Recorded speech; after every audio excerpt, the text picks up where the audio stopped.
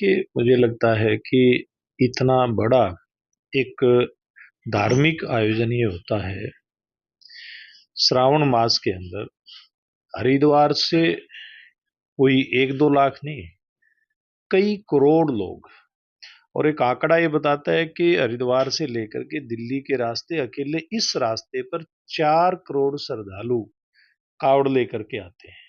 देखिए, एक इतना बड़ा सामाजिक और धार्मिक कार्यक्रम है श्रावण मास का, ये कावड़ यात्रा का।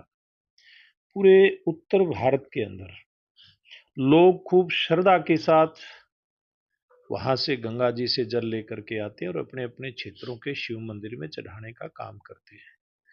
वहां अगर हम बात करें, जो भी कावड़िया आता है, गंगा जल इतनी शुद्धता के साथ लेकर के आता है कि वो पाँव के अंदर वो चप्पल तक नहीं डालता। अपनी कावड़ के बर्तन को कभी वो नीचे नहीं रखता, जिस बर्तन के अंदर वो कावड़ लेकर के आता है, कहीं ऊंचे स्थान के ऊपर उसको रखता है।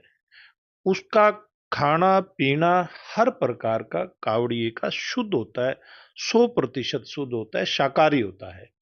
तो इसलिए सरकारों की भी जिम्मेवारी है, जब लोग इस पवित्रता के साथ कावड़ को लेकर के आते हैं तो सरकारें भी उस पवित्रता को बनाए रखने के लिए अपना जो भी योगदान दे सकती हैं।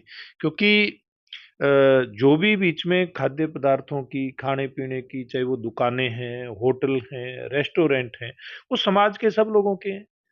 वो हिंदू के भी हैं, मुस्लिम के भी हैं, वो शाकाहारी के भी हैं। और जब कोई संकेत यानी कि बोर्ड के नाम पर किसी दुकान के सामने होता है तो कावड़ियों को थोड़ा सा इस बात का एहसास हो जाता है कि शुद्ध शाकाहारी खान पान का सामान कहाँ मिलेगा।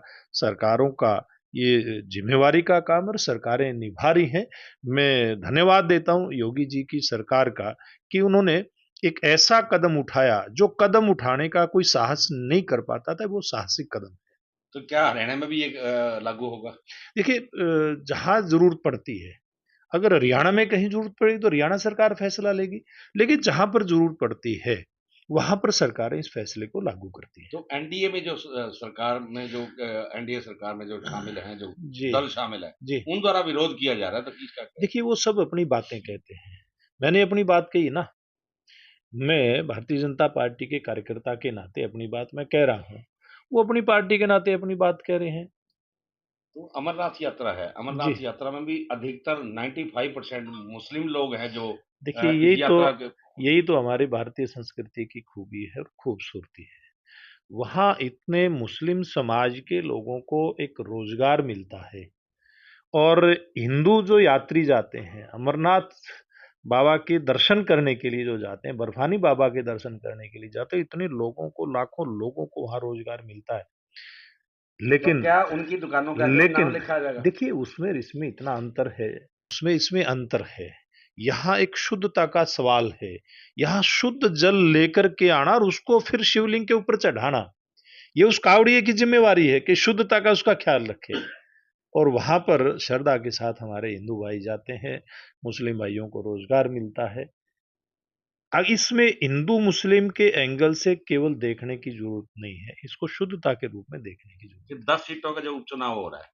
जी। कहीं वो तो बीच में नहीं आ रहा कि देखिए जाति पर धर्म हावी हो रहा देखिए है? भारतीय जनता पार्टी का जहां अपना राजनीतिक एजेंडा है, वहां भारतीय जनता पार्टी समय समय पर जो भी हमारी भारतीय संस्कृति है उसके संरक्षण का भी ध्यान करती है।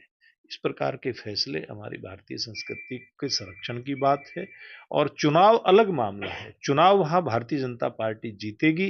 वहां योगी आदित्यनाथ जी के नेतृत्व में जो एक साफ सुथरी मजबूत सरकार देने का काम किया है, उसके चलते लोग वहां योगी जी के साथ खड़े हैं। हजारों वर्षों से ये जो यात्रा चल रही है, कावड़ यात्रा हजारों वर्षों से चल रही है। जी। आज तक ऐसा कोई देखिए, जब कहीं कोई इस प्रकार की शिकायतें आती हैं, आप और हम देखते हैं कि धीरे धीरे करके कावड़ लेकर के आने वाले श्रद्धालुओं की संख्या बढ़ती जा रही है, हर क्षेत्र से बढ़ती जा रही है। आप अपने, मैं मेरे गांव से देखता हूं, आप अपने टोहाना शहर से देखें, अपने जिले से देखें, हर बार बढ़ती जा रही है। तो चीजें समय अनुसार चीज़ों की आवश्यकता होती है और ये समय की माँग है, इस प्रकार का फैसला लिया गया है।